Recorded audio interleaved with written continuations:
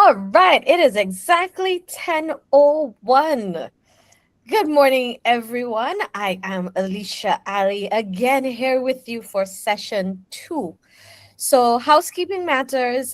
Remember, if you haven't changed the name on your display, could you please do so? It is very important for our register. Remember, communication is as much an art as it is a science. So, we do always need to collect data. So, by show of thumbs up, how many people did the homework? I don't see any thumbs ups. Ooh, St. Lucia TVET, I see you. Ooh, all right, Carol. There we go. Shelly. All right, there we go. So remember yesterday when we ended, I told you I created this beautiful background. You too can create this beautiful background as you log into Google Meets. I know I sound like an ad for Google, but all I did, there's an option in backgrounds there's an AI, Gemini AI attached to Google Meets now that you can actually create your own background, right? Do you want to know what prompt I used? I said Caribbean landscape. That was it. 2 words, Caribbean landscape. And this is the beautiful landscape that I got that we couldn't tell yesterday where in the Caribbean it actually is. I don't think it actually exists because this is what artificial intelligence has done and how advanced it is. So, what we are going to go through today, and again, it's an interactive session.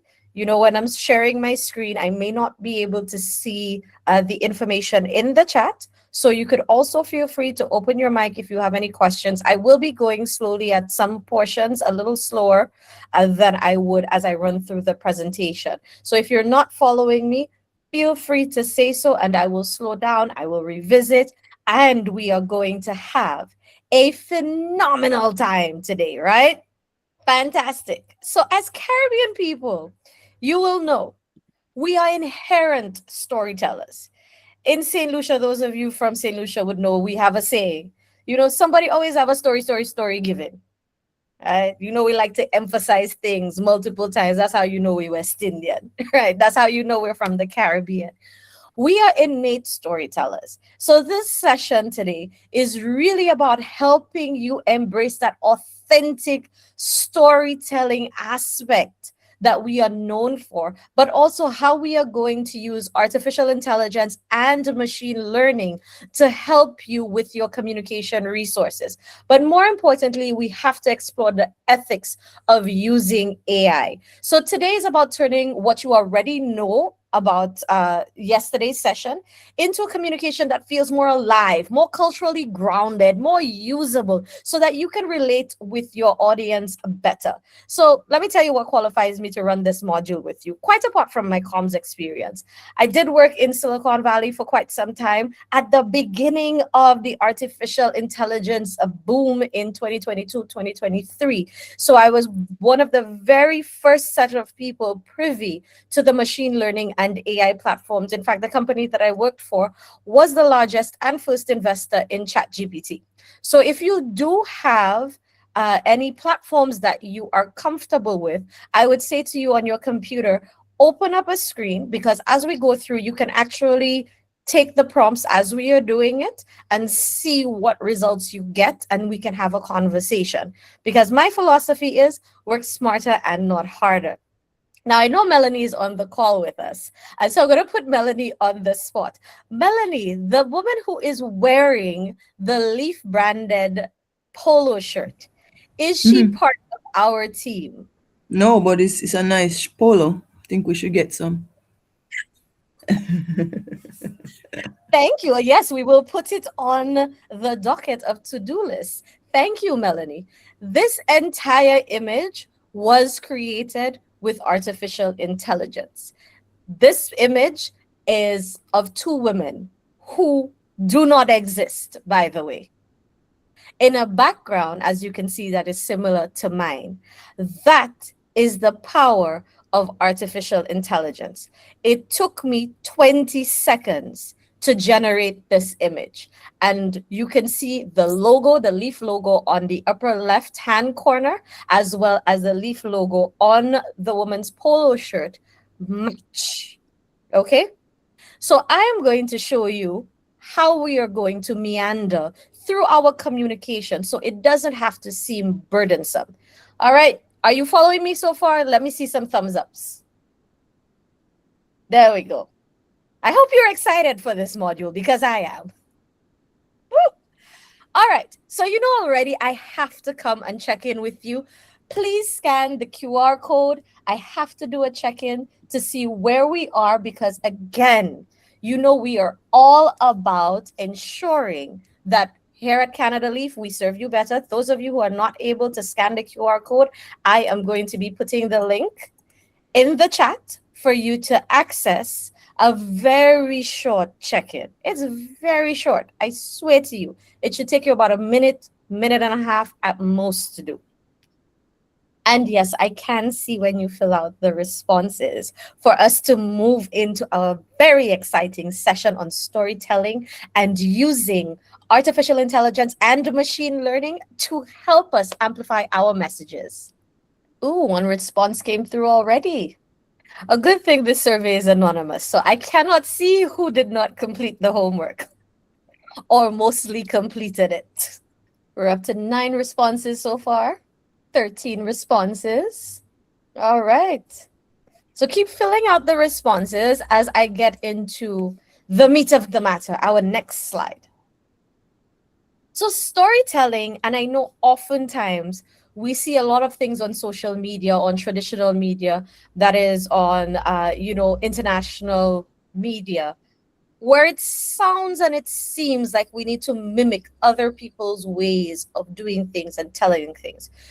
You do not need to imitate anybody, whether it is an international NGO or a donor. You don't need to have that language all the time.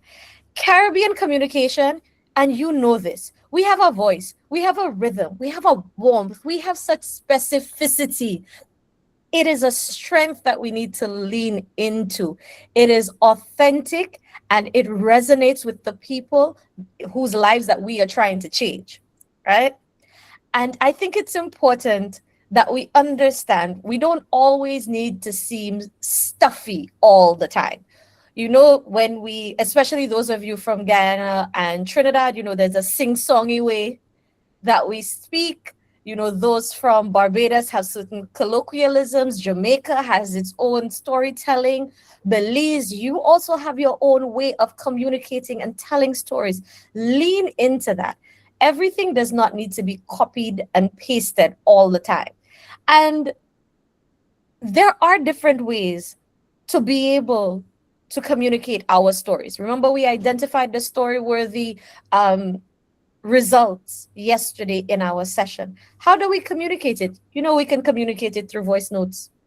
That way you capture thoughts in real time as it is happening. You have testimonials. We love our testimonials, but sometimes we try to fit our testimonials into a box and make it sound a little bit not human-centered and very project-centered. You have to let people speak from their experience. You have to talk about the lived detail of your intervention, the small things that carry the big meaning, right? The community photography. You have to get people to understand and buy into what it is you're doing by showing the impact on the community, not the stage photos where you have everybody posing and going, hi, cheese. No, the actual activities and interactions that people are having based on your intervention that is contributing to the results and the outcomes. Remember, we're not just talking about the outputs, which is the activities, but you're also trying to capture the outcomes. You do have short form videos that share more visual moments, engaging moments, and helps people to connect with you depending on what your content is. And yes, I am a huge advocate of the spoken word. It's our style, it's our rhythm, it's our vibe. You know, we do not speak in a monotone manner. We have cadence, we like to rhyme, we have a powerful expression. Think of some of the leaders across the Caribbean whom you've heard speak that, you may not agree with their politics or their perspective, but you can admire how charismatic they are, what the imagery they use evokes. I can think of former Prime Minister Ralph Gonsalves when he stands up in the St. Vincent Parliament. I can think of Prime Minister Gaston Brown when he speaks. He is very colorful in how he communicates his ideas, right? And that's just from the Eastern Caribbean. Jamaica has its own feeling, right? And you need to lean into that. And I know sometimes when we communicate, we're tempted to not lean into our colloquialisms, our language that resonates with us, whether, we want to stick with the standard King's English, right? We want to ensure subject, verb, object. We want to ensure that we sound refined and polished, but you are marginalizing a huge segment of your audience and your population by doing that. Use the words, use the places, use the things that people can identify with. If it's Jamaican patois, use it, right? If it's St. Lucian Creole, use it. If it's the colloquialisms, if it's the Barbadian patois, use it in your communication, because the people that you are trying to reach, you may not be able to reach them, especially on a community, a grassroots, a country level, because there's that disconnect in how you approach them and how you send your message. Because we, as West Indians, as Caribbean people, we know when people sound a little bit too stuffy, people sound a little bit too bougie, all of a sudden we don't listen to the message because it is not in a way that we are able to digest. So think about what I've said. And in the chat, I want you to let me know what form of storytelling feels most natural in your context, not just your organization, but in your community. What type of storytelling will resonate with your primary audience? Now, when I talk about your primary audience, I'm not talking about your donors and your policymakers. I am talking about the people who inspired you to put together a specific project intervention that you have had to get funding and support for, that you are currently implementing. That is your primary audience, your beneficiaries, the people who are benefiting from your engagement with them. So make sure you drop it in the chat because I am going to review it at some point. Now, when it comes to Canada Leaf, we do have our brand guide that if you don't have it, it will be sent to you as part of our resource package. We do have certain standards for storytelling. We do support visual storytelling, inclusive storytelling, and we feel that it should be grounded and respectful. Okay? So, the first thing that we want you to ensure that you do is don't do like me, because the images that you see on screen are of made up people. They are not real, they are AI generated. We need you to use real people with real interactions. As we said, not the stage photographs. Yes, the stage photographs are really great if you're putting together, an end of project report and you have, the formal handshakes or ribbon cuttings or any of those things. That's super great. But we would prefer real interactions on a community level. One of the things we do emphasize is dignity and trust. There is a concept in development called poverty porn, which sensationalizes people's situations. And their situations may not be the best. They may be impoverished. They may be minors. They may be vulnerable groups. And we do not want to contribute to their exploitation, whether through our own communications or being party to your communications. So, in that respect, when you capture content, we ask that you do not breach the trust of the people whom you are serving. It means that you need to really think about what you are captioning and ensuring that everyone's dignity is respected, right? It also means that for minors and vulnerable groups, you must get consent and protect anonymity. In all that you do under the LEAF grantee program, you have to ensure you have consent from everyone who is involved in your public visibility campaigns. So if you are at a community event and you want to use some photos of some children playing, you must get consent from their parent or guardian. All right. You have to be able to ensure that people can trust you, not just for this project, but going forward. The images and visuals you use should never expose anyone carelessly. Do not expose their location, their situations. One of the things that we really do emphasize is protecting our community. Okay. And in that respect, not every powerful story needs a face to be shown. There are ways of doing things where you can highlight what you need for your powerful story without being exploitative. The Leaf brand guide does detail it quite well. And so I would encourage you to familiarize yourself with it.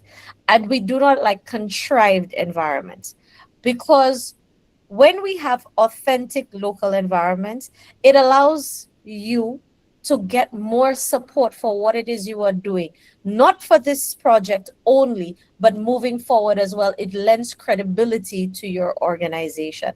And what our commitment here at Canada Leaf is to build your capacity, not just for the cycle, your grant cycle, but moving forward as you go through your work with your organizations outside of that cycle. Now, when we're telling stories, we have a simple story spine. And I do have to say, the stories that you tell is something in development we call case studies. And case studies are important. Each project that you work on, one project, can have multiple case study stories depending on the angle that you are taking. Remember, yesterday I spoke to you about communicating one result or impact in one communication product and not trying to fit everything into what we would call in St. Lucia, in St. Vincent, in Grenada, the bouillon, to put everything in one pot where it's all just mixed up and you cannot really see what the point is of the story you are communicating. So I want you to remember that each project can have multiple case studies, but you should not overload your case studies with too many outcomes. One result or outcome per communications product.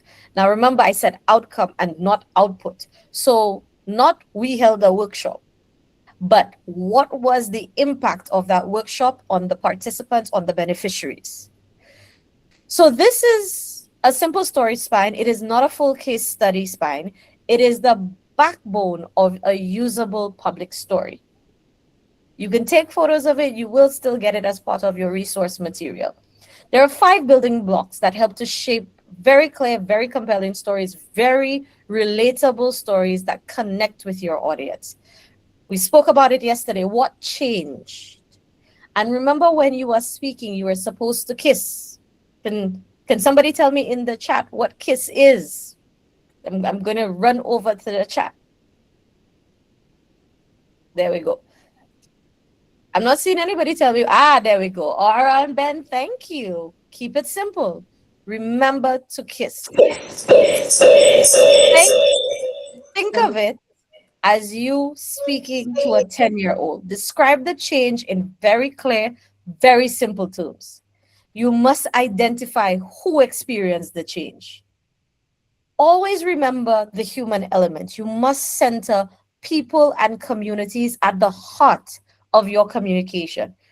The project language, the project lens is really great for technical reporting to your donors, etc. You want to move policymakers, you want to move donors, you want to move the community, make it human centered. Because when you share your impact on people or on the systems or for the future, it adds credence and credibility to what it is you're doing. You are showing in real time what your effort is yielding. So you must remember to categorize why it matters. But not just why it matters, but you have to ground it in reality using a vivid moment from a photo of a community engagement or a quote or an image or something that brings to life what it is you're saying about why it matters. Because that is the evidence that you are going to use to lend further credibility to what you are saying. And then you must have your lesson or your call to action. So now that you have told everybody all of the important things about what's changed and who experienced the change and why does it matter and what does it look like in reality, what do you want people to do next? Do you want them to volunteer? Do you want them to visit your website to learn more? Do you want them to help you lobby or advocate? What exactly do you want them to do? And that is what you need to have at the end of all of your stories. What is the next step? What do you want people to act on? What do you want them to learn? You have to put it in. And the story spine is very important as we go into our artificial intelligence and machine learning segment, because you must know what it is that is required of you, because AI does not replace human experience, it does not replace our discerning eye. And if you do not know what you are about, then you will find yourself in a tremendous amount of problems. And I just want to let you know all of these images that you see on this slide are AI generated, all of them. None of these people exist. So, I love our exercises. It's always fun, isn't it? Are you excited? I'm excited. So, based on your homework, right, you're going to turn a result into a story, right? I want you to focus on what the change was, for whom, what is the real detail, why does it matter, and what is the lesson or what is the call to action in this instance, in this circumstance. Now, this is based on the homework that most of you did.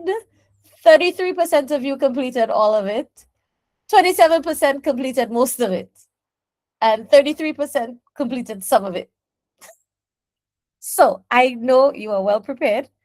Do you want me to go back to the previous slide, which has more detail about the story spine, or would you like to stay on this slide?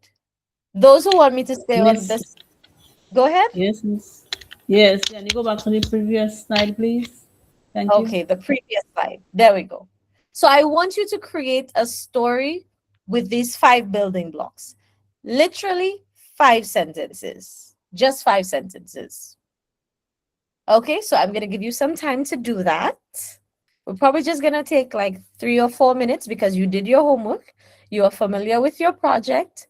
You followed the structure we had yesterday when you were doing your homework. So you can plug in that information quite easily, she says, hopefully, into the 5 building blocks. How are we doing? Do we need more time? Thumbs up if you need more time. Thumbs down if you're like, yes, I'm ready to go. Thank you, Armando. Okay, I'm going to give you maybe like a minute and a half. If not, we're not going to be able to fully explore our AI segment. All right. So, who are our first sacrificial lambs for today's session? So excited. So, you know the philosophy, you can volunteer or be voluntold. Please don't make me voluntold you. We had such a great session yesterday. Who's going to be first? Dum dum dum. Okay, I can go first. Let's go, Deborah. Okay, so um, what changed in my story? What changed was confidence. Our students moved from uncertainty about how to handle situations, risky situations, and protect themselves. Who experienced the change? The change, secondary school students who are blind and visually impaired, who are learning to navigate their world where in a situation or in an environment where their needs are not always considered. Why does it matter? Because personal safety is directly linked to independence. And when they feel confident, they are prepared. What detail makes it real? They didn't just sit and listen, they practiced. They had real life situations. And they were also guided by by professionals. What is the call to action? Well, I got stuck on that one a little bit, but when we when we create the opportunities for inclusion, we we don't just share information, but we change lives. All right. So a call to action would be build inclusion into our systems, or, you know, something along these lines. Design for inclusion would be a really good call for action. So when you're building schools, when you're building sidewalks, when you're, you know, in the curriculum, how it is we teach and present, that could be a call to action. Oh yeah, I love it. Yes. Yes? All right. Well done, Deborah. Thank you. Josette, you are up. Good morning, everybody. Again, from the Orange Walk IT Vet in Belize.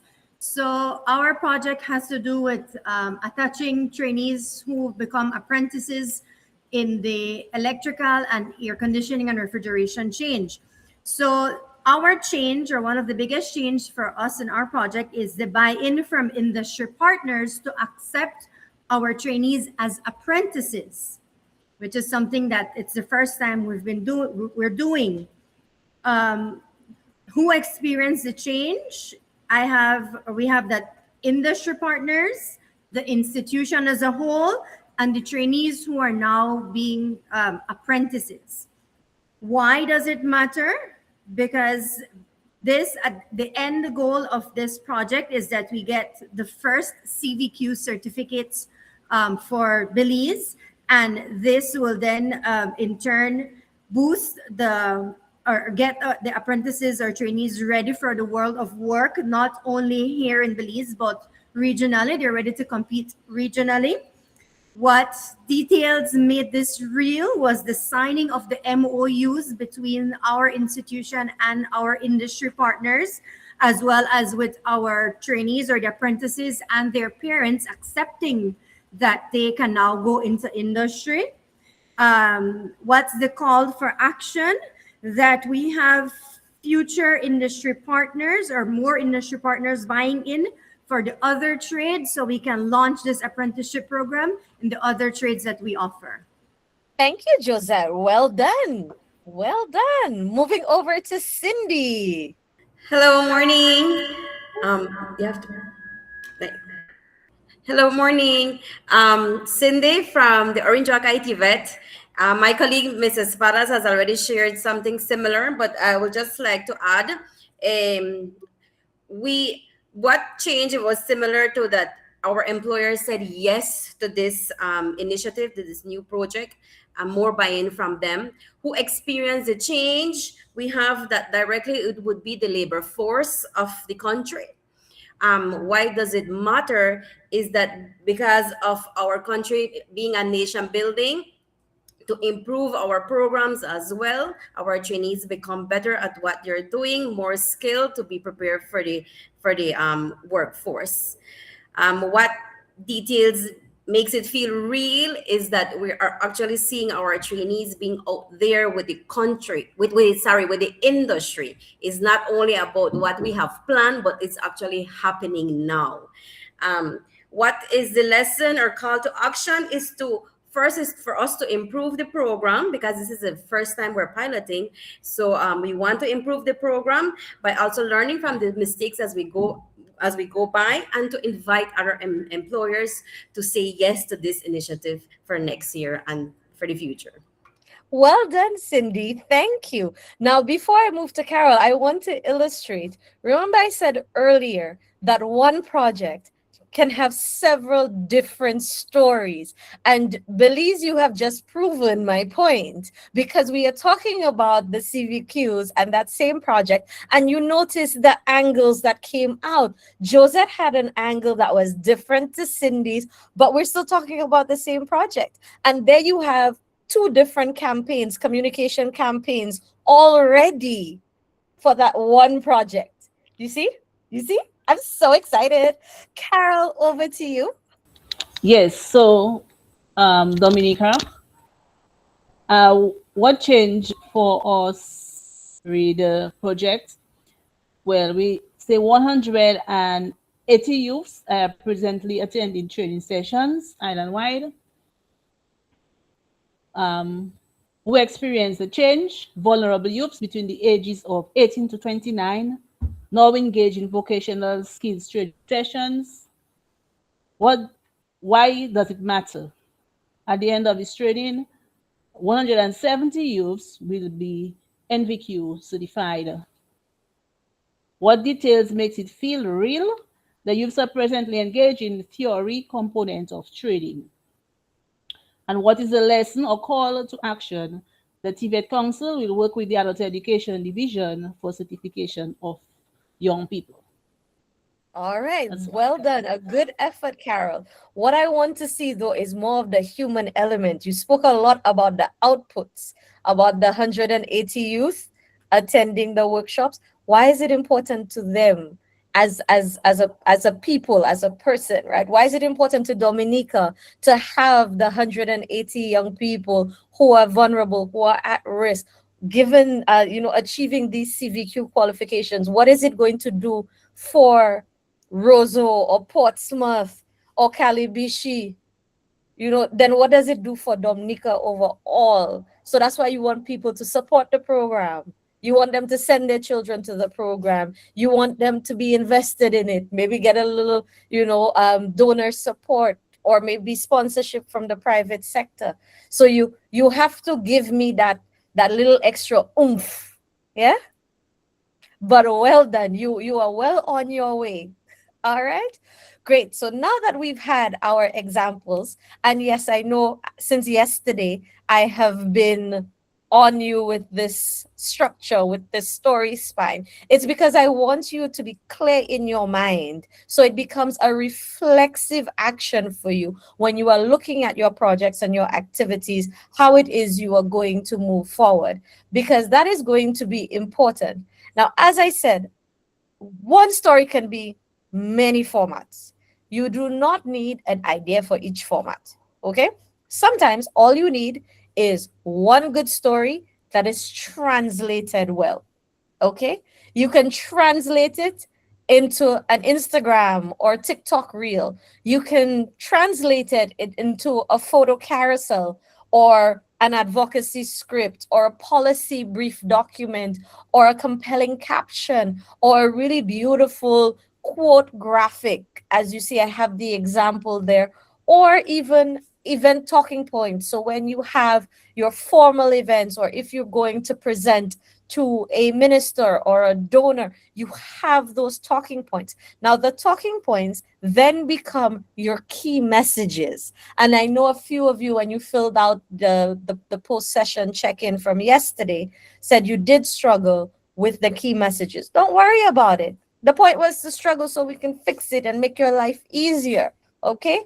And now I just want to point out again that this whole slide, this entire thing was generated with AI. I used several different prompts and it gave me this. Okay. So this is just some of what you can do, but you need to have the information and you need to understand the basic foundations so that you are able to get these results that you are satisfied with. Okay. So I want you to keep this in mind. All you need is the one story, the one result, the one impact, the one outcome, and you can turn it into multiple formats. That's the beauty of case studies. Once you have the information, there is really no limit about how you can repurpose and reuse that information. And I do want to again use Belize as an example. You see, we had one project and different perspectives about that same project. So one project can give you multiple case studies, which can then give you many formats for your different audiences. That is why I have been stressing and emphasizing the spine from yesterday to today. Now, when we talk about putting the stories out there, we do have leaf standards and the application. You must check all of these boxes before you put out your public diplomacy. So not all the time donor acknowledgement is needed, but you do have to consider, is this something that we're putting out that requires acknowledgement to Global Affairs Canada's leaf? Is the content respectful and accurate? Does the image or story protect dignity and consent? Does the content reflect the leaf tone and standards? Does this require approval or advance notice, etc.? All of this is detailed in the Leaf brand guide. And again, I mention it because I really do want you to go through it. It goes quite in depth into a lot of things. Because again, sometimes when we put out things in a hurry without planning, you may run into the little miscommunication where you may get an email from us saying, hey, we saw something on social media about this project and we recognize that it was a great social media post, but we were not given any acknowledgement for our role in it. So we just want to avoid all of that. So please familiarize yourself. One of the things that I would ask you, especially if you want a representative from Canada to attend your event, to speak at your event, we do require advance notice. And in the Leaf brand guide, it does outline how much notice we need for what types of events, etc. So to go through it, internalize it. And yes, we are now into our AI segment. If you're excited for the AI segment, give me a thumbs up. Ooh, so many people are excited for the AI segment. Let's go. There is a misconception about artificial intelligence. It is not here to do your work. It is here to support your work. And in supporting your work, that is why it is critical to know your work, to know what the foundations are. So the spine that I've been talking about, getting you into understanding the change, the call to action, why it matters. You have to know this because as we get into the AI segment, it is going to be important for your human judgment to override your AI output. So we are here to keep AI in its lane. There is a difference between AI and machine learning. A lot of what we use today, the tools, ChatGPT, Gemini, Canva AI, Anara, LLM Notebook, and the thousands and thousands and thousands of tools, they are actually machine learning tools, which means it requires you to input the information into those tools before the tools can output the product in the way that you want it with the accuracy that you need. Okay? So AI can help you to shorten, to simplify, to brainstorm, to repurpose, and organize your draft.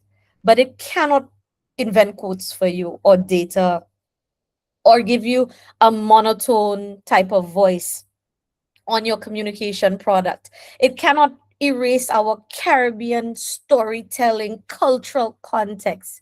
And most importantly, it cannot bypass ethics. Okay?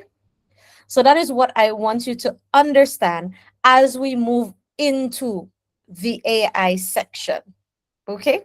Now, before we dive deep into the AI section, I want you to become familiar with the ethical boundaries of AI.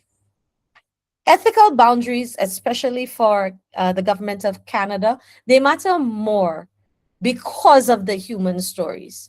One of the things we are not into is being exploitative, manipulative, or disingenuous with people's stories because they have trusted us with their stories so that we can work to improve the world for the better so other people do not have to have the same story or outcome as them.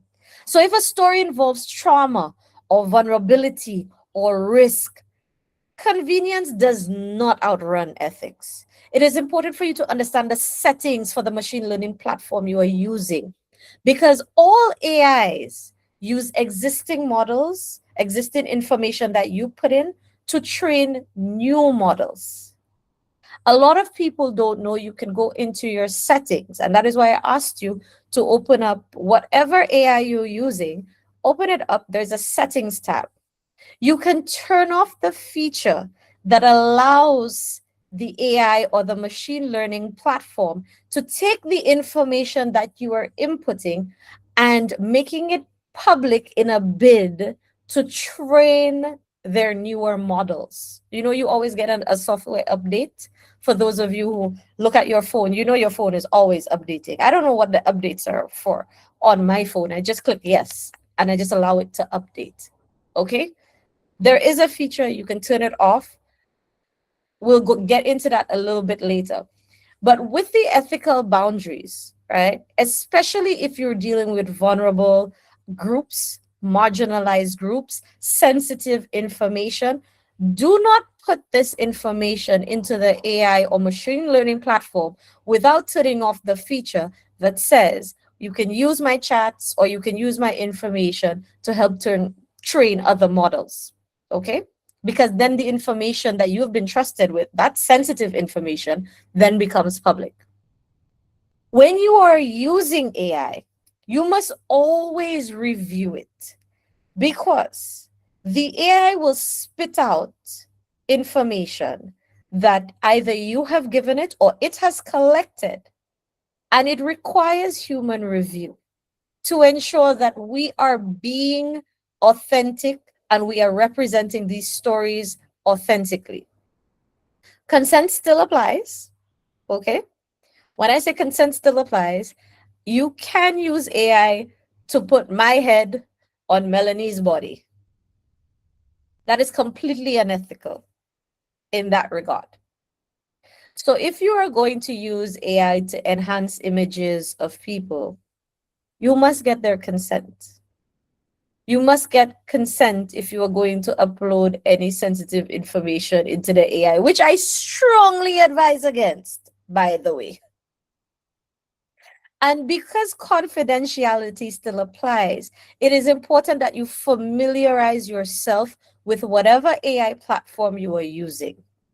You can do that in several ways. One, you can actually ask the platform about itself and its security features, and it will tell you. You can also go onto YouTube. There's a plethora of information out there on ways that you can find out how your information is being used by a particular AI platform. Okay? And again, I caution you, the sensitive topics, you need to be extra cautious. Minors, vulnerable groups, gender based violence, all of these who fit into that category, you need to be careful about how it is you upload this information and where it goes. Because you are still accountable. You are still accountable not just to your donor, not just to the policymaker, but to the beneficiaries with whom you have been entrusted to serve and to do no harm. And I emphasize this. I wanted to spend so much time on this slide because I do need you to familiarize yourself with the ethics of AI. Okay? Now, I am not an advocate of wordy slides. However, this is as succinctly as I could have encompassed these slides. One of the things that AI is very intimidating. It can be difficult for you to figure out what platform you should use, how you should use the platform, what are you supposed to tell it, and now you're using the platform, and then it's not working out like you want it to. It can be really frustrating. I know. I need you. And remember, we talked about KISS. I think somebody put in the chat, keep it super simple. I'm going to steal that acronym, by the way. So we are officially kissing right now. I want you to think of whatever AI platform, whatever machine learning platform, as a 10-year-old child. We're kissing. The same way you kiss to your audience, you keep it super simple. You must keep it super simple with your AI. You have to be specific about your task. You have to tell it, do you want it to summarize? Do you want it to draft? Do you want it to rewrite? Do you want it to simplify? What exactly do you want it? You have to tell it, right? Do you want it to act as a communications expert? Do you want it to act as a policy maker? Do you want it to act as an expert international relations professor? Give it a personality. Now, a lot of people don't know in your settings, you can actually customize your AI and give it a personality. You can give it parameters. So, for example, all of my AIs are coded and customized. So I go into the settings, and one of the things, the first things I have coded in my AI is to not invent information, to not make up information. If there's an information gap, flag it to me. That is actually in my AI. So every new chat that I open up, new image that I generate, I don't have to keep repeating that instruction because it's there already. I can tell it what tone of voice that I want through the settings when I customize it. So if I want it to be all sprightly and energetic and cheerful, I can put that in as an overarching personality. And the beautiful thing about the AI platforms, and because they have evolved, you can give them multiple personalities and it's not schizophrenia. Nobody pulls up a red flag. So you could have a personality for your policymakers. You can have a personality for your community people. You can have a personality for your donors. So when you input your information into a new chat, you can select a personality. All right. That requires playing around with your AI. And the thing is, I could not specifically latch on and use one specific AI example. I can't use Gemini, I can't use ChatGPT because there are so many of them and everybody uses different ones and the settings may look different for other people.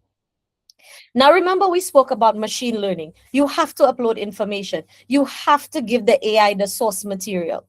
So again, that's why the story spine was important.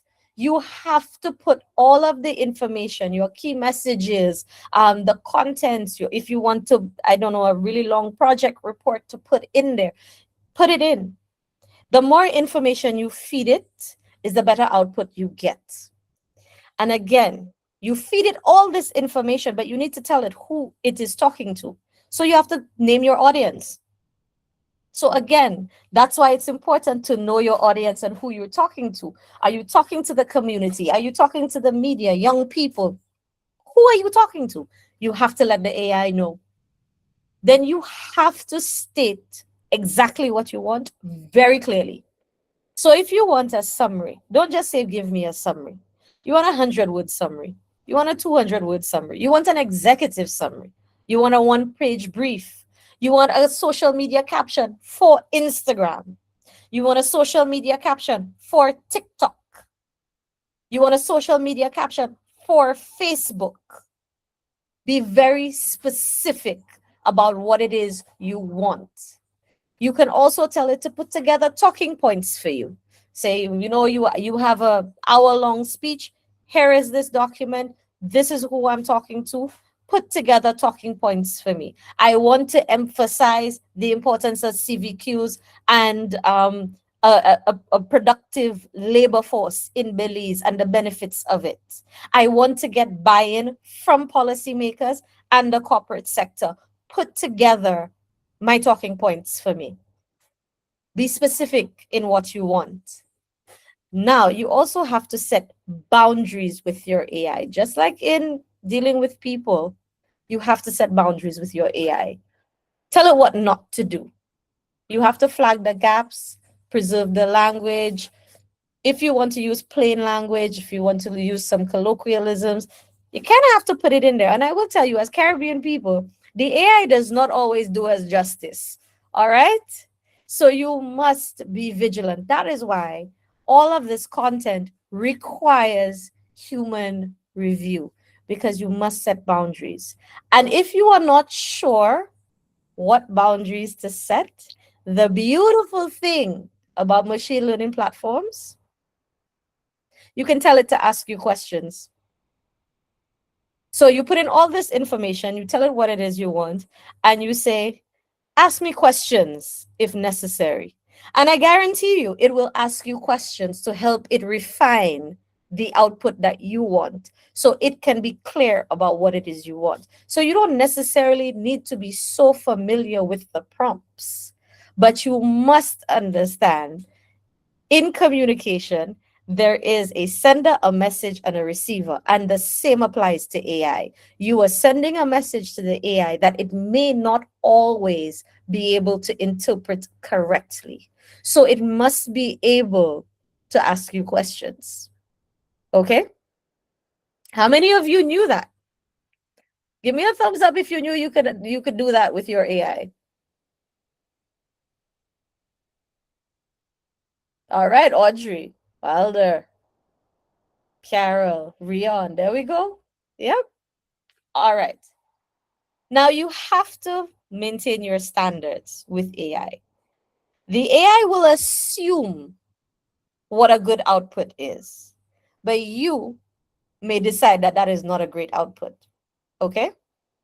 You have to tell it what you want. What type of tone? Do you want a warm tone? Do you want a professional tone? Do you want like a non-technical? Do you want a highly technical tone? What exactly do you want? Because you need to let the AI know what good looks like. Do not leave it to the AI to assume what good looks like. Now, what makes it artificial intelligence is if you are doing this within a particular chat and the tokens recognize a pattern that you are looking for, automatically it learns what it is that is required of it, what it is you require of it.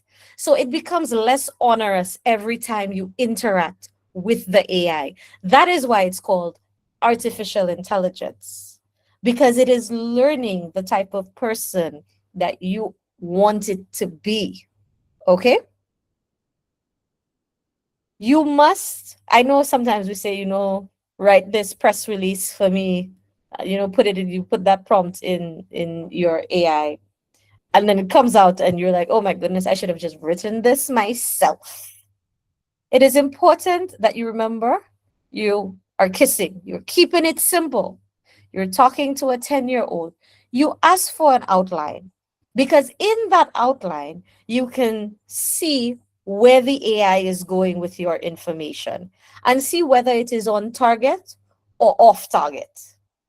And if it is off target, you can help nudge it back onto the right road, right?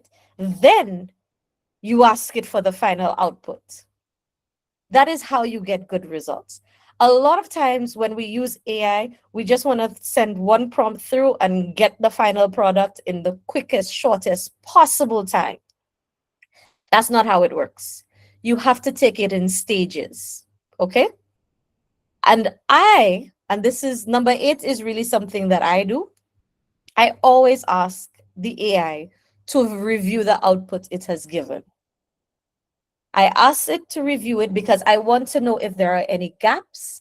Is it biased? How does it sound? Did I make certain assumptions about my audience that is really clear in what it is the output has been given. Okay? Review it because it minimizes the risks that you will put yourself in when you now take the information, the image, the video from the AI platform and put it out in public. And you must remember, again, you have a demographic, you have a responsibility to do no harm. So it is important to review. And you can use follow up prompts to refine whatever it is you want the AI to output. So if you want to remove repetition, so for example, this wonderful background that I had, it just spat it out. However, in some of the slides that I was doing, especially with this one, this particular slide, I had to give it follow up prompts so that the slide was clearer, less busy, because the slide was really text heavy and it would have taken me forever to put this slide together. So the AI and I worked in concert and we did multiple iterations of this slide with just small prompts helping to refine it. Now, when you are refining it, again, remember talking to a 10-year-old, you can't tell them to do five things at once, one at a time. It takes patience, but one at a time. And as much as AI helps with, speed and structure, the clarity and ideas, you still have to fact check. You still have to ensure that the information is correct. You still have to ensure that the foundations that you learned yesterday and in the first half of this session are being followed. You have to ensure that the cultural accuracy is there. Our Caribbean storytelling joie de vivre is present. You cannot let it erase who we are, how we communicate, how we tell stories. You have a responsibility to ensure that erasure in our Caribbean culture does not happen because of use of our AIs and our machine learning platforms. Okay. So there's a simple formula to remember because there's a lot. There's a lot up here, guys. There's a lot. Okay. Remember what the task you wanted to perform. Remember the audience, which is something we discussed extensively. Then you have your format, your source material, your boundaries. Okay. So I do have an example prompt here which says, using the text below, draft a 150-word public-facing summary for social media. Keep all facts exactly as provided. Do not invent quotes or data. Use clear human language and avoid jargon. That is something that you could use almost immediately. And here you have a social media post. Or you could use the text below to draft a 150-word public-facing summary for social media for a campaign, a 5-day campaign. And here you have 5 posts ready for social media. You just have to remember, the more clearly you tell AI what you want, who it's for, and what information it has and what it must avoid, the more accurate your results will be, the more useful the output will be. So you always have to check facts, always check consent, always check tone, accuracy, approvals, and safeguarding. And that works not just with text-based platforms, but also with visual platforms as well. You saw at the beginning my opening slide. I had to ensure what I wanted was explicitly stated to the image generating platform. So I didn't want the picture to look like AI. I wanted it to look more natural, like an actual photograph. I didn't want it to seem like it was something. And you've seen AI flyers. You've seen them, you can identify them. I didn't want my image to look like that. So I told the image generator that I specifically did not want my image to look like an AI generated image. And then it spat out the beautiful photo that I had on my opening slide. Who could, I mean, honestly, the young lady in the t shirt could be part of the Leaf team. She looked so realistic, but she's not. Are you following me so far? Thumbs up if you are following me. If you have any questions about this slide, now is the time. Project managers, I see your hand up. Yeah, question, please. Good morning, everyone. With a simple formula to remember, I may have missed it when you're going through it. The third part of the equation, what is it? I'm not hearing you too clearly.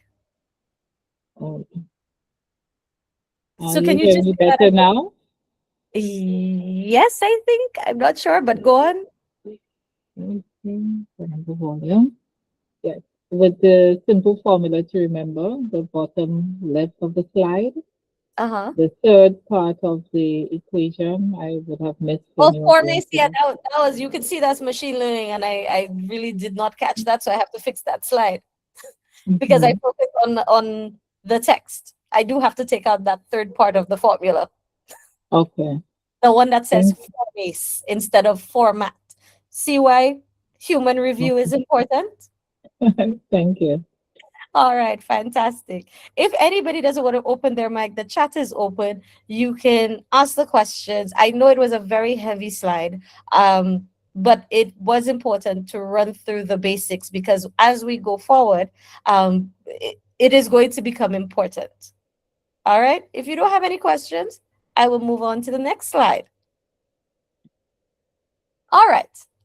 So we all want to know, what is it we can do with AI? It is not about what it is you can do with AI. I think the better question is, what can't you do with AI and machine learning? What you need to remember is details matter in prompting. So again, I reiterate, you mess around with your settings. YouTube is your friend. YouTube University can show you how to customize your AI and machine learning platform. You can give it personality, you can give it parameters, tone of voice, all of those things. All right. Short pointed instructions. And when all else fails, the prompt to use is ask me questions if you need to. So here are some very useful AI prompts for more accurate outputs. So in the first segment, you have your reports.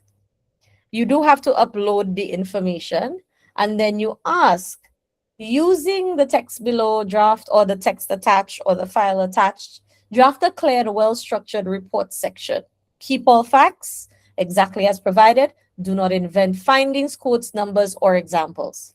Flag any missing information instead of filling the gaps. That is important.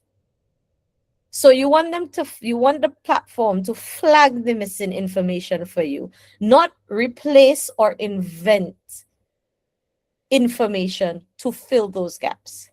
So then here, the second point is a prompt for policy briefs. Turn this content into a short policy brief for a non-technical decision maker.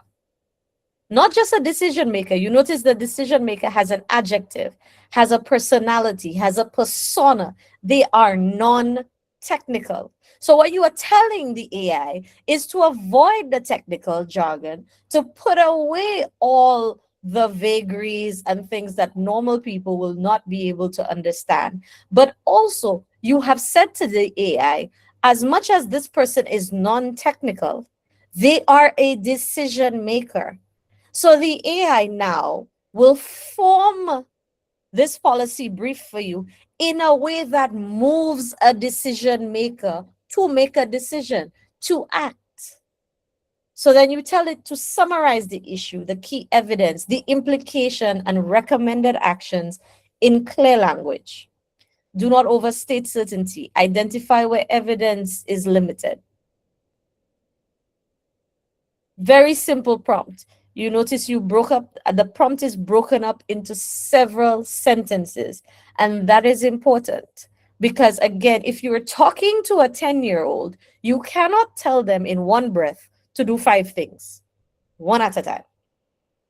Now, where your comms are concerned, you can ask it, and I would, as much as you have your mini communications plans, that's why your mini communications plans that we did yesterday was so important. And remember, I said it was not about being perfect and doing the communications plans, the mini ones, as perfect. I needed you to understand the elements. How do you plan and all of those wonderful things? Because when you upload that information into your AI platform, into your machine learning platform, it will spit out an expert communications plan for you based on how it was trained, based on the information it has collected that is available, all of those wonderful things. But you need to be able to identify the different elements within the communications plan and whether it aligns with the activity, whether it aligns with the donor requirement, whether it aligns with your organization or your country's particular perspective on certain things.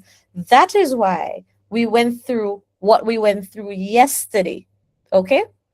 So in your comms, you can say, for example, I want to put together a 5-day, 10-day social media campaign leading up to World AIDS Day in December. Or I want to put together a social media campaign for the 16 days of activism in November. You give it the information that you want it to have, whether it's from the project, whether it is your thoughts, whether it is your ideas, etc. Then you prompt it to write in plain public-facing language for young adults, 18 to 25. You want to keep the meaning accurate, avoid jargon, preserve the original context or message.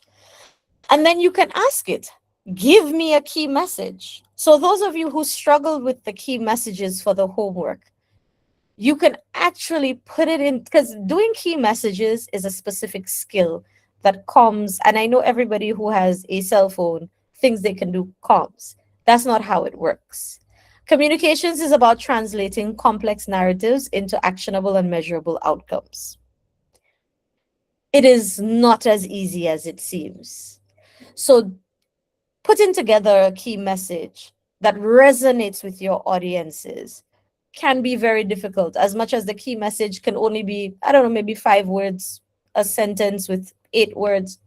So it is important that you give the machine learning platform the information that it needs to put together captions for you, or maybe a long, like a skeletal post, a skeletal draft for you to write up and put in the newspaper. Now, note well, I said skeletal draft, because you're going to take that skeletal draft, put it in Google Docs, put it in Microsoft Word, and you're going to fix it up and make it your own. You are not going to let the AI or the machine learning platform do that work for you, because it is very important to have that human element. Now, when we go to image generation, there are several ways that you can use an image generator. But again, the principle is still the same.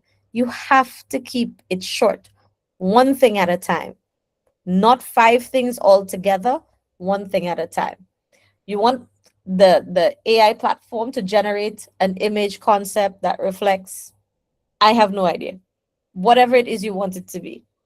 Productive labor force in a realistic, respectful, and culturally grounded way.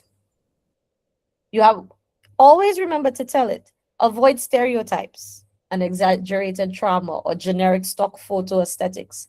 You have to show dignity, real environments, and human warmth. You have to be very detailed, but also very simple about what your asks are. And it will generate something for you. And it may not be what you want on the first generation. So now you have to have additional prompts to refine it in a way that works for you. So again, it does require a little bit of patience.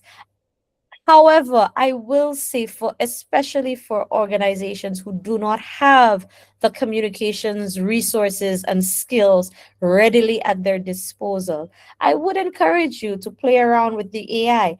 It could help you to have more pointed press releases instead of the 10-page press releases that I know some of us are guilty of, right? It can help you with your social media and getting your messages out there. It can help you in how you interact with the community, because it does give you a perspective that you probably do not have in your organization. That is the communications perspective. All right. So, on this slide, are there any thoughts, any issues, anything you want me to go more in depth with? Now, these prompts are just example prompts. As you interact with your platform, your machine learning platform, whether it's Gemini or ChatGPT or Claude or any of the thousands of them out there, you will see the prompts that the platform responds to, the ones that it gets confused by, the ones that it just completely ignores. But you have to be able to interact with it. So I'm going to pause for a bit because I know I said a lot. It is quite, again, a lengthy slide. So if you have any thoughts, any questions, you could drop it in the chat, or you could open your mic, or you could give me a thumbs up if you want us to just move on from here. All right, one thumbs up, two. Okay. I'm assuming I am clear as mud. All right, let us move on. So now, I love my exercises. If you do have your AI platform that you use, you have it open in the tab, this is what we're going to do. We're going to turn your story into content.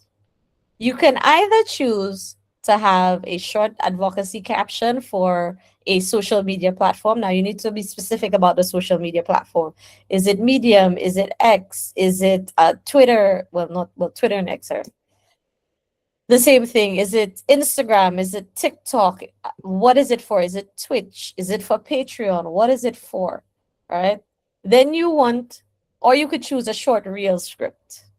Now, reels travel a lot farther on social media because everybody's scrolling through videos. But again, if you're asking for a reel script, be specific about the platform that you want it for. Do you want it for Instagram? Do you want it for TikTok? Because reels do not automatically translate very well across platforms.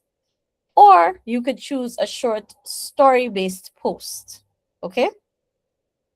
I want you to take a picture of this slide because I will go back to the previous slide so you can see the example prompts. I want you to ask your AI or your machine learning platform for a hook for whatever option you choose. You have to input what changed in the project. Remember the slide before when we spoke about what changed today? That exact exercise. What changed? Tell the platform why it matters. Acknowledgement line. So if you need to acknowledge the government of Canada, you need to acknowledge, the government of Dominica, whoever it is you need to acknowledge, you put that in. And then you put in your call for action. See why it was important to do the exercises and the homework? I want you to put this into your AI platform, and then we will go through what it is it has given you. Okay? So did everybody take a picture of this slide? Let me get a thumbs up if you've taken a picture of this slide on what it is you're expected to do. Awesome. Great. I will go back one slide so you can see example prompts. You do not need to take the prompts wholesale from what I have, but you could use it. So I would recommend using number 3, which is the communications prompt. You can mess around with it. You can see what it gives you. So I want you to input that information. The information, ask the AI, first of all, tell the AI platform what you want. So if you want a short reel for Instagram, tell it, I want a short reel for Instagram. When you say short, do you mean 90-second, 20-second, 30-second reel? Put it in there. I want a 30-second reel for Instagram. It is about this project. I need a hook. This is what has changed between the start of the project and where we are now. This is why it matters. Ensure you acknowledge the government of Canada, the government of Grenada, and I don't know who else. And then you input your call to action. You say, I want the call to action to be for societies, for our governments to design with inclusion in mind. That's coming from Deborah's project. That's all you need to do. Put it in the platform. When you're done and you're satisfied, give me a thumbs up and we will hear what you came up with. Cindy, you done already? Whew, awesome. Okay, Cindy's not done. Okay, how are we doing? We need more time? Thumbs up if we need more time. Okay, Armando, I see you. I see you. All right, more time, more time. I'm going to give you 2 more minutes. Okay, we are at the juncture where I want to hear what your platforms have outputted. Now, I did do this exercise under the assumption that everyone has access to an AI platform. You can say thank you to the AI if you want, Deborah. We are polite people.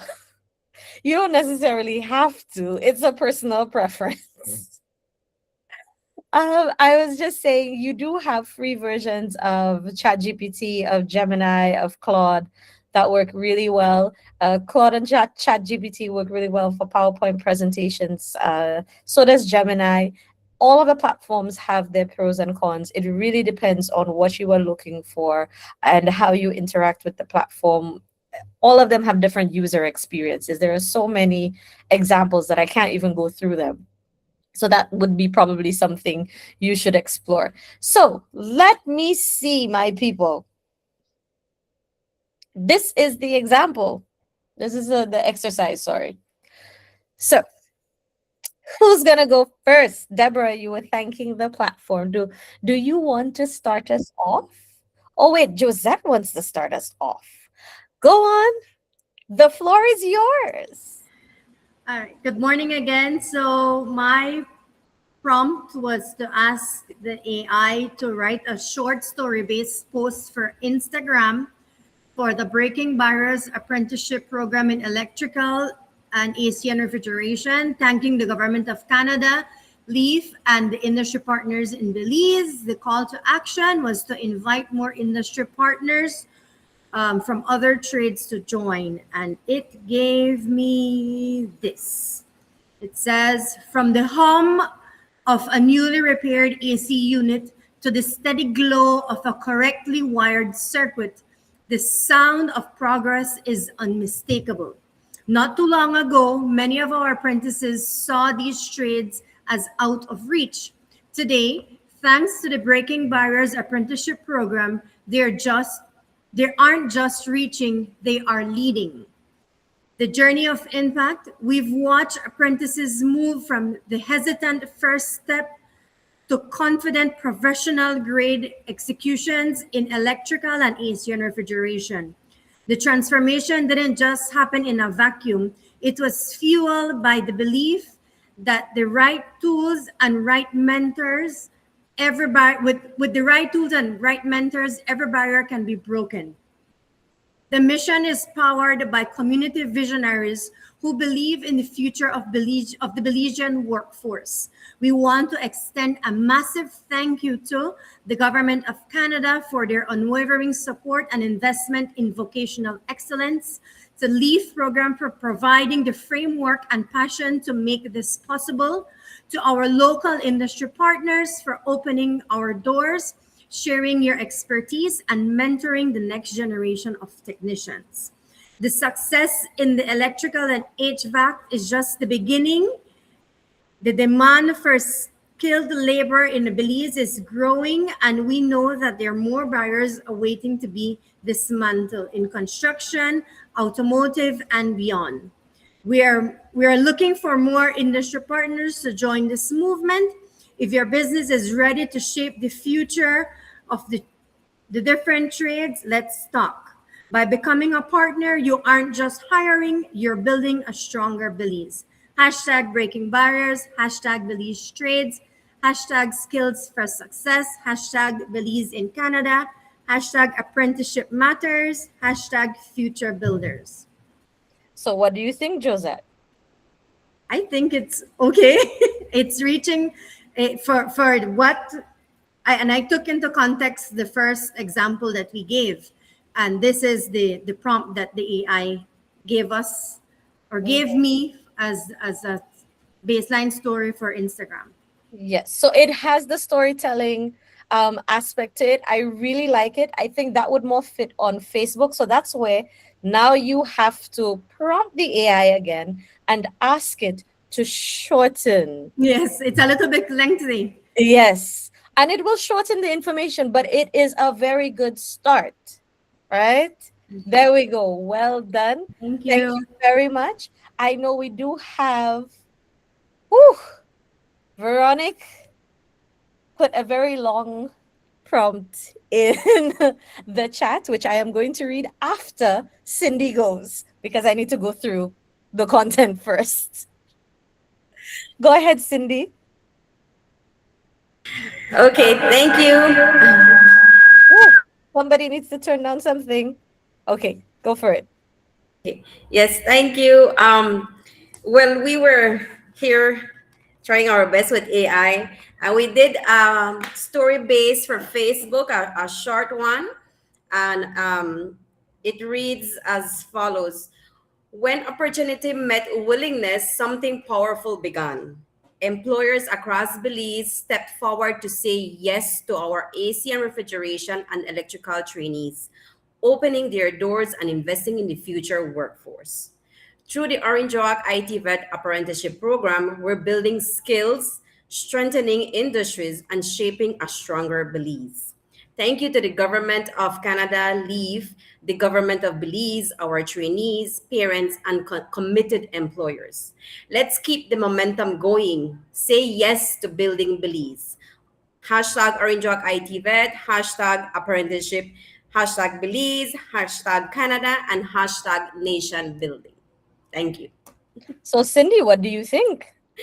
Well, we got various results, but I think we like this one because we got some that were very lengthy, and I like this one very a summary. Then it's just to attract them so that they can probably ask for more, so that we can give more information on it.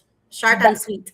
Exactly. That is amazing. So you see, you had to go through several prompts to get what it is you want. And it still required that human review where you had to remember what the story spine was, what is the purpose, who are you talking to? And then you decided, okay, well, this first prompt doesn't really work for me. I don't really like this second one. And I remember we need to keep things short, right?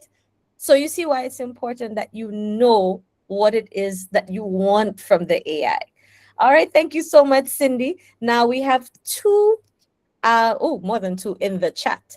So St. Lucia TVET, Veronique, she wanted a 30-second reel for Instagram, highlighting how people who have been in the baking industry for more than 10 years were certified in bakery operations level 2 and now have more options for future progress in the baking field. The acknowledgements, Government of Canada's LEAF and the Government of St. Lucia, and the call to action would be that anyone in the field can gain formal certification in their field through assessment of prior learning process from the St. Lucia Council for TVET. So the result for the video is actually pretty amazing. So scene 1 is footage of bakers at work. The voiceover is, for over 10 years, these passionate professionals have been perfecting their craft in the baking industry. Scene 2 is shots of certificates being handed over with the smiling graduates in aprons that says, now thanks to the bakery operations level 2 certification, their experience has been formally recognized, opening new doors for career growth and advancement.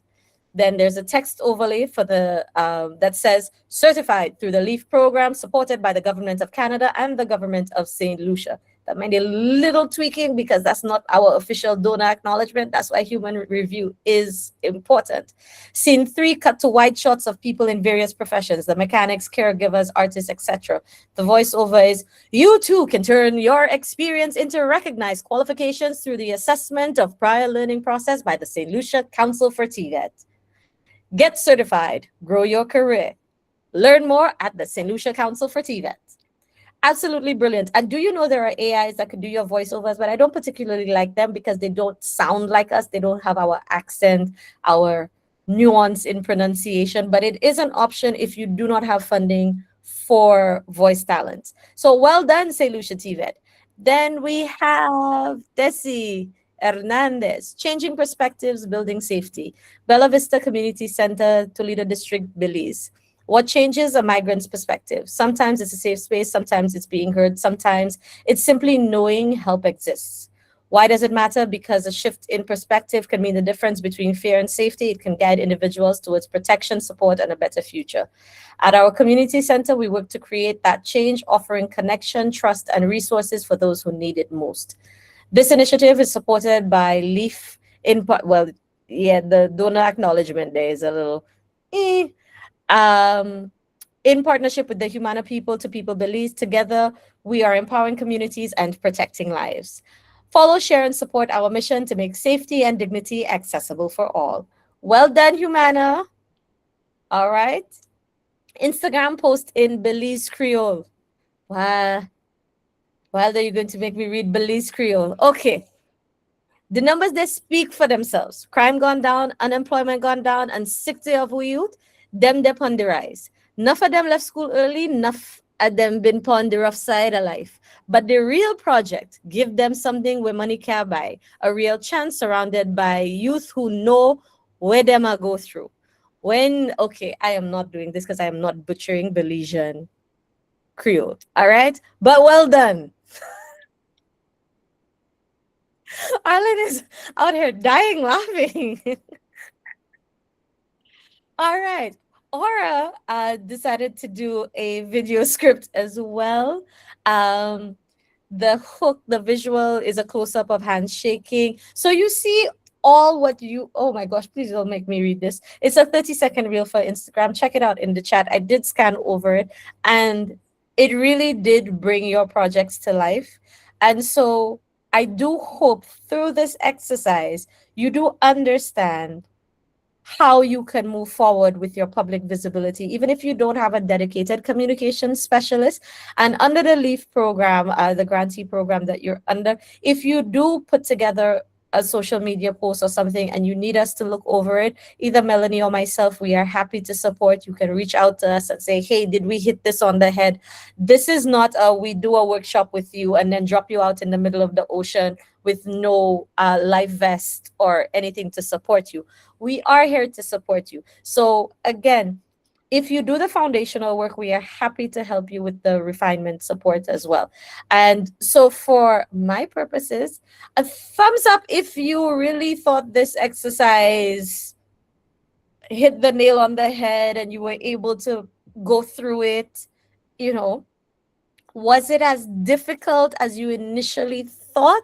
No, it's easy once you have the structure. I'm so happy that you all found this very useful. So again, you will be given the resources as we go through. Now, we've done the wonderful things and you've seen the amazing things that the AI could do. You got video scripts in under 2 minutes. You got social media posts that was spat out in like 20, 30 seconds, and then you could refine it. You see how quickly things can move along.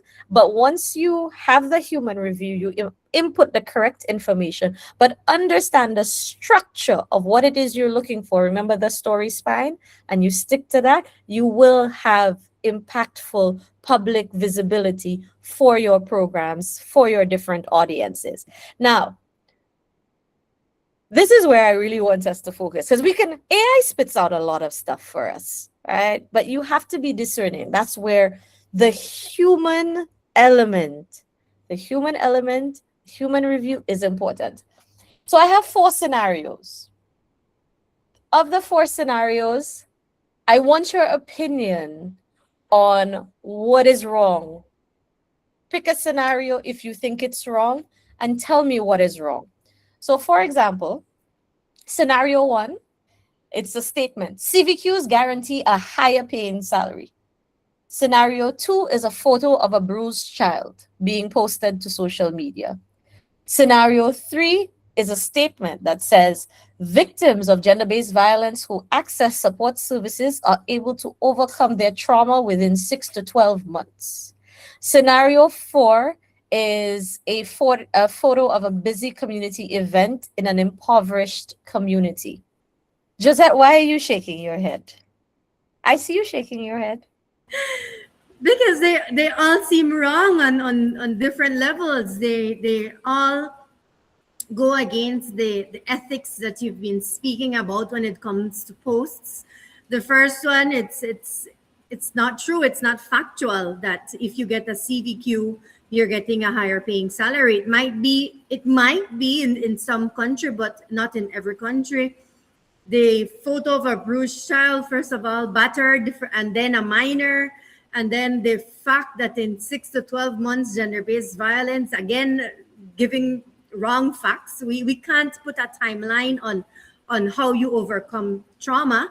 And the busy community event in an impoverished community, I mean, to me, this is like those politicians who go around Christmas and giving out Christmas goodies and smiling in a very impoverished community. You know, to me, it's all wrong. At some point, it's all wrong. Right. So that is the point of this, right? You have to, I know sometimes when we start to get comfortable with AI, we skim over the information that it gives us. And we rely so heavily on it that we don't double check, we don't fact check. But sometimes the AI embeds certain things like this in the output it gives you, in the video scripts, in the press releases. So it is important that as much as it spits it out, the output in 15 seconds or 30 seconds or whatever it is, I need you to be vigilant, yes, and discerning. You have to focus not just on the optics of the situation, but what you know to be factual. And there are certain things, as much as it's going to be embedded so nicely into the AI output, you have to question it. You have to have that discerning eye. You cannot just take whatever the AI spits out wholesale without double checking or reading it 2 or 3 times or reviewing it a couple of times or saying, hey, Cindy, I know you at the desk over there. Look, the AI just spat this out. Just go through it because, you know, I've been on this AI thing for the whole day. I've read so many documents and whatnot. I'm really just not in the frame of mind. You must at all times be able to verify and validate that whatever output that you are given, that you are taking and putting out to your audience does no harm. That is the bottom line. So on that note, I do have to talk about the LEAF standards again. So not just acknowledging the government of Canada, but you have to use the LEAF identity correctly. You will notice through all of my slides, especially, let's say this one, the LEAF logo is there in full. Yes, it is a big logo. Yes, it seems impossible at times to fit it on a presentation template or a document or, you know, a closing card for a video, but it can be done. You must ensure that your public communications are respectful, it's clear, it's consistent, and you must follow the approval and notification processes where needed. What that means is you need to go through the LEAF brand guide. All right? And as we're moving to the end of our session, right, I want you to be able to do the following. These are your recommended next steps. They are not homework. This is for your benefit. This is for the benefit of your project, your community, your organization. You can, the homework that you did in terms of the story identifications, the key messages that were formed, etc., you could use the AI to polish your story and your content, and immediately you have public visibility, whether it's going to be a post or a campaign or something that you talk about in a policy document. And you have to review whatever you put out against the LEAF standards, the brand guide, or the light checklist that was here presented today a couple of times, and share it with your team. We may think that everybody's interested in what we're interested in, and everybody's passionate about what we are passionate about, and everybody is going to like the perspective that we have on things. That's not how it works. Share the content with your team.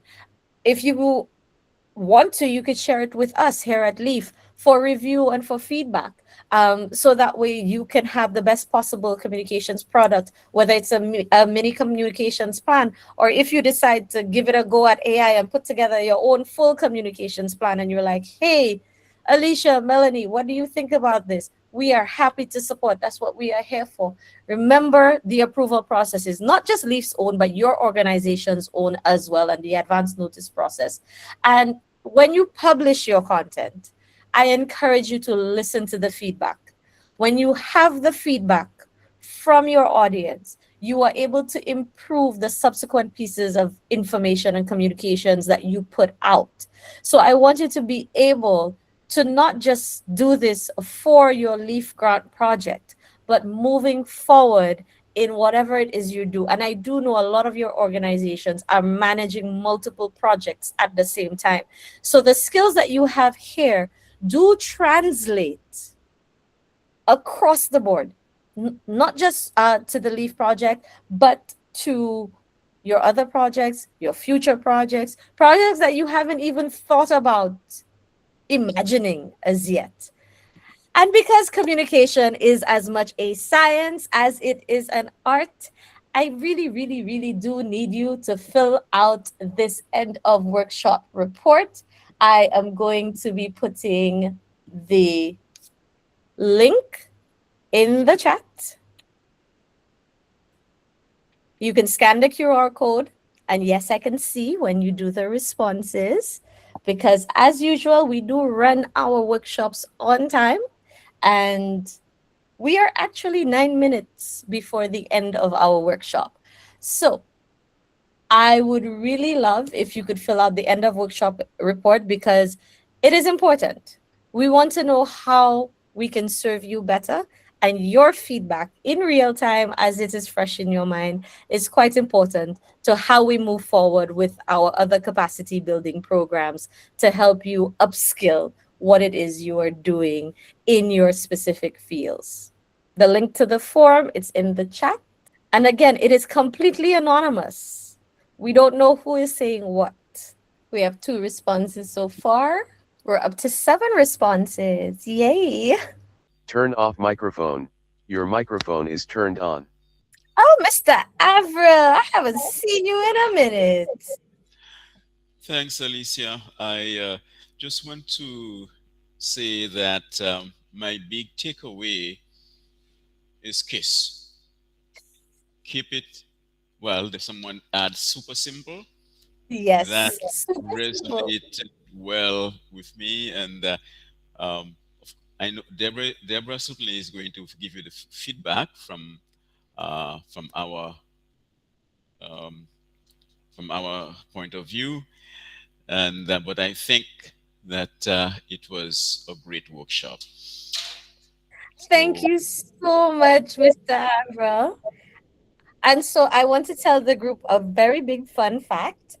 I started as a journalist at Radio St. Lucia almost 20 years ago. And Mr. Avril was my first interviewee. And he has never turned me down for an interview. wow, thank you. Good memory, and it's amazing how time flies, isn't it? I know. Tell me about it. I still think I'm 25. You sound.